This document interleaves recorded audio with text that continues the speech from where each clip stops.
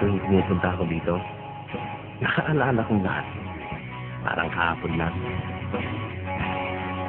Mukha mo si Panuman. Parang ang tagal na namin magkakilala.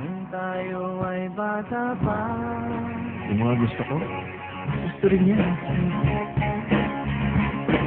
Tapos biglang, Magkaawa ka natin kamay at walang kamalay-malay na tinuruan mo ang puso ko na umiibig na tunay. at kahit hindi rin naging kami sa uli,